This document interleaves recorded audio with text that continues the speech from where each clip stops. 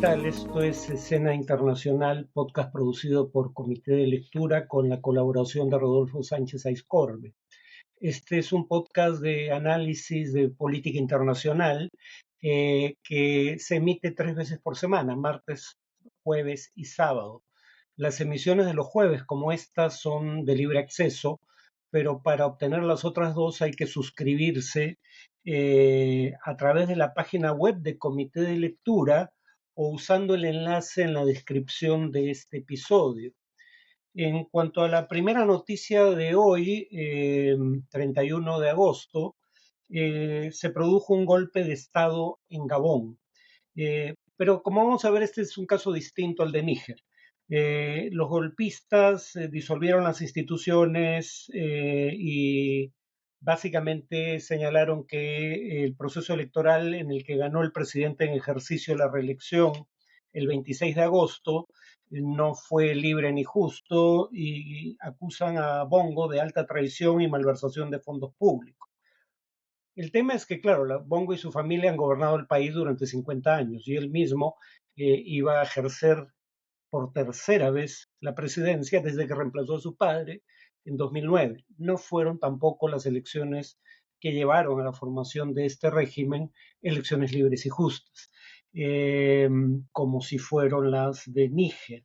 En todo caso, el Comité para la Transición y la Restauración de las Instituciones eh, ha indicado que va a restituir el orden institucional, aunque no ha dicho nada en cuanto a fechas, por ejemplo, o a qué se refiere específicamente con esa afirmación. Este es el octavo golpe en África Occidental y Central de 2020. La segunda noticia de hoy es que el Tribunal Electoral suspendió al partido Semilla, el partido del presidente electo en Guatemala, Bernardo Arévalo. Eh, el Tribunal Supremo Electoral acató así un fallo que suspende de manera temporal, habría que añadir, al partido del nuevo presidente. Fallo emitido por el juez Freddy Orellana a pedido del jefe de la Fiscalía Especial contra la Impunidad, Rafael Curruchiche, que entre primera y segunda vuelta recién se habría dado cuenta, según él, de irregularidades en las firmas recolectadas para inscribir al partido en 2018, ¿no? Si pueden creer tal cosa. No es casual probablemente que tanto Orellana, el juez que emitió el fallo, como Curruchiche, el fiscal que pidió ese fallo, estén sancionados por el Departamento de Estado de los Estados Unidos. El primero, Orellana, por corrupción, y el segundo, Curruchiche, por obstrucción de investigación, de acto de corrupción. Arévalo en principio asumiría el cargo el 14 de enero, pero no queda claro si podrán hacerlo los congresistas de su partido, que en cualquier caso es una bancada relativamente pequeña. El secretario general de la OEA emitió un comunicado, la Secretaría General, donde indica que la suspensión del partido del presidente electo no tiene fundamento alguno ni motivo debidamente demostrado y que se trata de una interpretación abusiva de la ley. Tercera y última noticia de hoy, se produjo una escalada en los bombardeos contra centros urbanos entre Ucrania y Rusia. Rusia lanzó ataques con drones y misiles contra Kiev, los mayores desde la primavera pasada, hace unos 4 o 5 meses, eh, los cuales mataron a 2 personas en la madrugada del miércoles. Pero claro, Ucrania habría interceptado más de 20 proyectiles, o sea, si no causaron más víctimas fue porque no alcanzaron sus blancos. A su vez, Kiev también ha escalado los ataques con drones contra centros urbanos de Rusia, incluyendo la propia capital, Moscú. Según la agencia TASS, uno de estos ataques fue contra un aeropuerto en la región occidental de Pskov que dañó 4 aviones de transporte militar. En cuanto a la parte de análisis, hoy continuó con el análisis de el caso de El Salvador. La sesión anterior había indicado que quienes quieren copiar el modelo salvadoreño de combate al crimen deberían tener cuando menos en claro que hay dos cosas que no derivan del caso salvadoreño. La idea de que utilizar Fuerzas Armadas per se haga una diferencia para bien, puede hacerlo para mal, y puse los casos de México y Ecuador, donde tras el uso de, digamos, Fuerzas Armadas en el combate al crimen, la tasa de homicidios creció sin que cayera significativamente el narcotráfico, el principal crimen combatido. Y en segundo lugar mencionaba el hecho de que penas más severas no hacen ninguna diferencia si la probabilidad de ser atrapado y condenado, como es el caso según el índice global impunidad en la mayor parte de América Latina es demasiado baja, inferior al 5%. ¿Qué cosa es lo que sí ha hecho diferente el gobierno de Bukele y que ayuda a explicar eh, algunos logros que son reales? Eh, en primer lugar, se decreta un estado de excepción que permite a las fuerzas del orden detener personas sin orden judicial o expresión de motivo. Y en aplicación de ese estado de excepción se detuvieron unas 67.000 personas durante aproximadamente el primer año de vigencia del estado de excepción. Para poner esto en contexto, 67.000 personas detenidas es poco más del 2% de toda la población del Salvador. Eh, Algo similar en el Perú, para quienes quieren aplicar eso, implicaría detener entre 300 y 400.000 personas.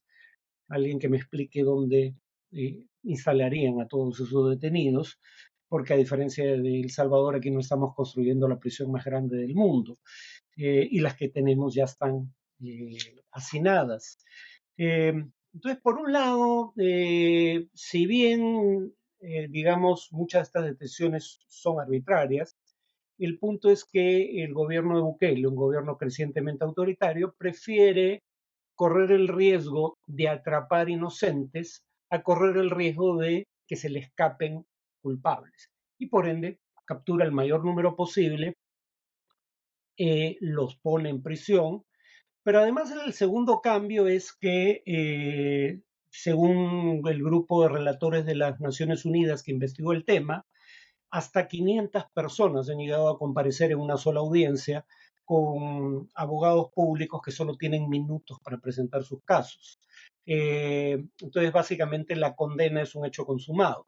Nuevamente, esto no respeta las normas de debido proceso, pero en relación a lo que dije hace unos minutos, lo que sí ha cambiado en El Salvador es que la probabilidad de ser atrapado y condenado por cometer ciertos delitos ha crecido significativamente.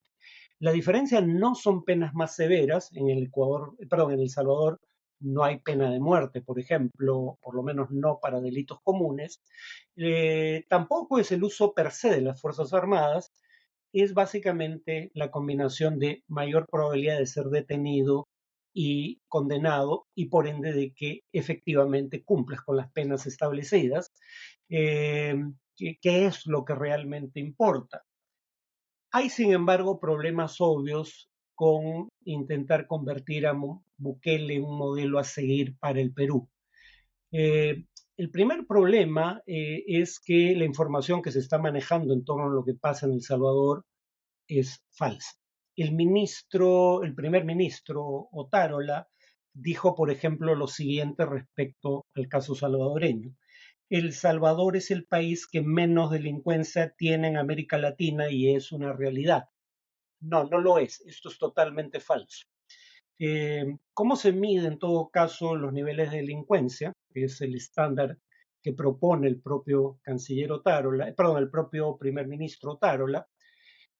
Básicamente son dos indicadores: tasa de homicidios, cuántas personas mueren de, por homicidios dolosos de cada 100.000 habitantes al año, y dos, tasa de victimización, cuántas personas denuncian haber sido víctimas de algún tipo de delito en el año previo.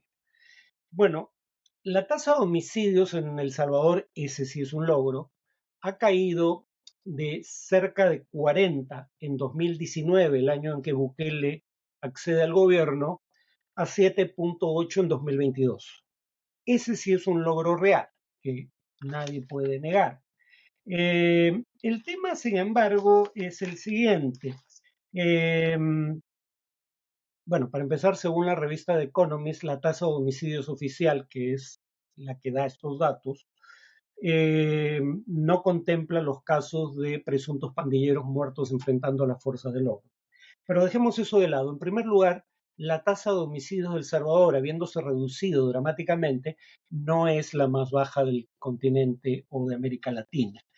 Eh, Hay unos 5 países, cuando menos, que tienen tasas de homicidios inferiores a las de El Salvador.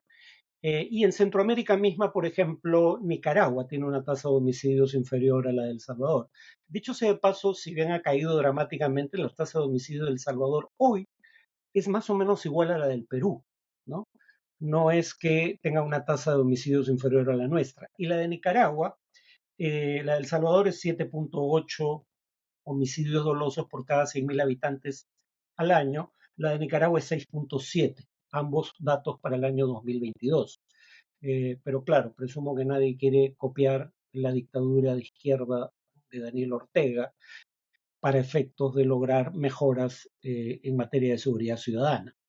Eh, en segundo lugar, la tasa de homicidios de El Salvador era la más alta del mundo en 2015, pero empieza a caer desde 2016. Eh, Era un poco más de 100 en 2015, ahora es 7.8, pero cuando Bukele recibe el gobierno ya había bajado alrededor de 40.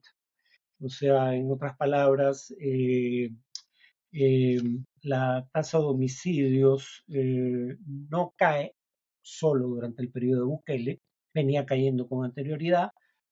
En tercer lugar, ya mencioné en el podcast anterior que, por ejemplo, durante el gobierno de Peña Nieto en México, que dura como todos los gobiernos en México 6 años, eh, Peña Nieto encuentra una tasa de homicidios de 24 por cada 100.000 habitantes al año cuando llega al gobierno. Esa tasa cae a mitad, hacia mitad del gobierno de Peña Nieto a 17, 24 a 17, pero cuando Peña Nieto deja el gobierno, la tasa de homicidios se había vuelto a subir y estaba por encima del nivel que encontró inicialmente, que era de 24. Cuando él deja el gobierno estaba en 30 homicidios dolosos o 30 homicidios por cada 100.000 habitantes. Entonces, las reducciones en las tasas de homicidios no son hechos inusuales. Lo que es inusual es que se sostenga esa reducción en el tiempo. Y eso en el caso de El Salvador está por verse. Eh, Paradójicamente no he visto tasas de desaparición para El Salvador, porque en ocasiones anteriores en El Salvador, cuando cayó la tasa de homicidios, aumentó la tasa de desapariciones. Y eso es importante porque muchos de los casos de desaparición son simplemente casos de homicidios en donde el cadáver nunca aparece y por ende no se da por muerta a la persona hasta que haya indicios concluyentes de que fue asesinada o de que murió por la causa que fuera. No se le da por muerto porque no aparece el cadáver. Pero lo más probable es que la mayoría de desapariciones sean casos de homicidios. Eh, Decía que un indicador de grado de criminalidad en un país es la tasa de homicidios y acabo de explicar los pros y contras de lo que ha ocurrido en El Salvador, pero el otro indicador es la tasa de victimización. Ahí los datos de El Salvador han empeorado desde la llegada de Bukele al gobierno. Según el PNUD, informe del Programa de Naciones Unidas para el Desarrollo, la tasa de victimización es la proporción de la población que dijo ser víctima de la delincuencia el año previo. Eh, el 2019, perdón, en el año en curso, en 2019, cuando llega al poder, Bukele era de 8.9%. En 2022, el año pasado, era 11.3%. Claro, ya El Salvador no tiene tasas de homicidios tan altas y los homicidios son la forma que mayor preocupación genera entre la población, entre las distintas formas de actividad criminal. Pero el otro indicador de actividad criminal, la tasa de victimización, ha empeorado con Bukele, no ha mejorado. Eh, y en esta misma línea habría que añadir que para quienes quieren un Bukele en el Perú deberían recordar que el Perú en esta materia ha sido vanguardista. Nosotros ya tuvimos un Bukele, se haya apellido Fujimori. Eh, ¿En qué se parecen? Los dos son candidatos que surgen contra la clase política tradicional, que por razones merecidas recibe repudio virtualmente universal de la población. En segundo lugar, se suele decir que Bukele nunca ha tenido niveles de aprobación inferiores a un 75%. Es muy similar al nivel de aprobación que tuvo Fujimori cuando cierra el Congreso y da un golpe de Estado el año 92. Su nivel de aprobación en ese momento fue 77%. Habría que ver si es el nivel de aprobación que encontraríamos en una encuesta hoy en día. Probablemente no. Eh, y tercero, Fujimori también tuvo inicialmente logros en materia de seguridad. Por ejemplo, la captura de los líderes de Sendero Luminoso, precisamente el año 92.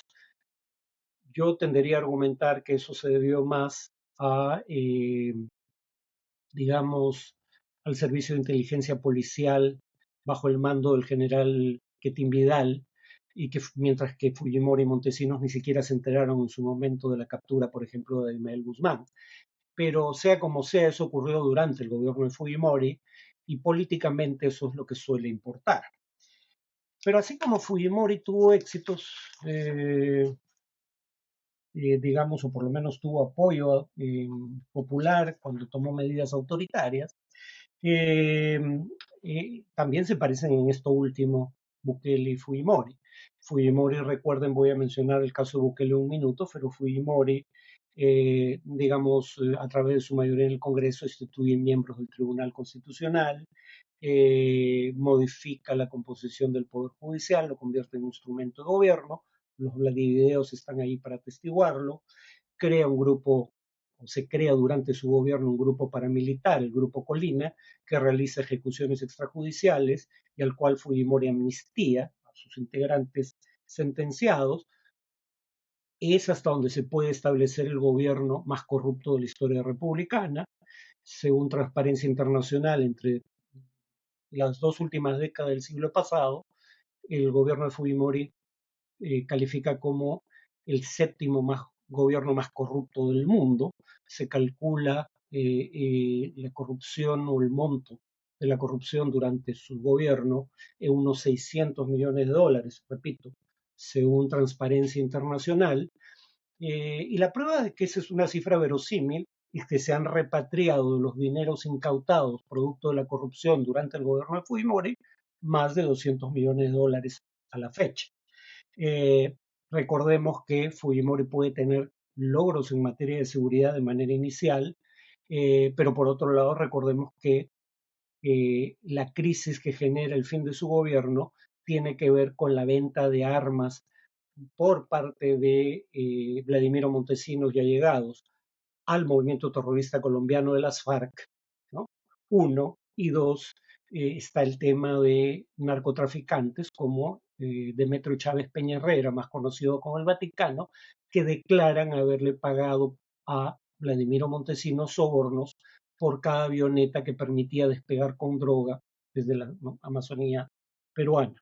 Entonces sabemos que tuvimos algo parecido a Bukele y sabemos cómo terminó, ¿no?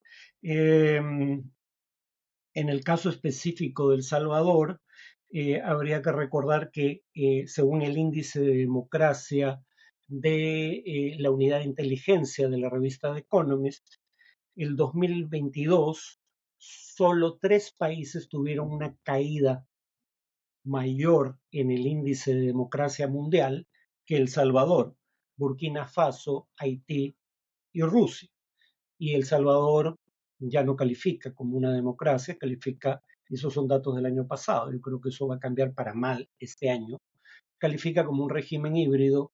Y yo me atrevería a pronosticar que así como el Perú también calificó como un régimen híbrido para la unidad de inteligencia de Economist en 2022, este año probablemente los dos países califiquen en ese índice de democracia como regímenes autoritarios. Eh, para quienes en el Congreso peruano, de hecho sea de paso, quieren copiar el modelo Bukele, Habría que recordarles que el primer acto de Bukele que pudiera considerarse un acto autoritario como presidente fue precisamente enviar soldados a la sede del Congreso para obligar a los congresistas a votar en favor del presupuesto para su programa de seguridad. Así que congresistas conservadores que quieren uno o más Bukeles, según el caso, recuerdan que las primeras víctimas de Bukele fueron los congresistas. Eh, y recuerden en general que Bukele no fue el primer presidente en esta región del mundo que puso fin a la división de poderes y por ende a la democracia con amplio apoyo popular. Además de Fujimori, con quien ya lo he contrastado, hizo lo mismo Hugo Chávez. Hugo Chávez se apoderó de todas las instituciones de Venezuela con un amplio apoyo popular. Obviamente el problema, y ese es siempre el problema con este tipo de gobiernos, es que cuando la mayoría de los venezolanos se cansaron del chavismo, ya no había mecanismos democráticos a los cuales apelar para cambiar la naturaleza del régimen político. Como en buena medida no los hubo aquí con Fujimori. Entonces, sabemos cómo empiezan estos gobiernos, lo que no sabemos es cómo terminan o cuándo se van. Eso es todo por hoy. Continuaré con este tema en el siguiente podcast.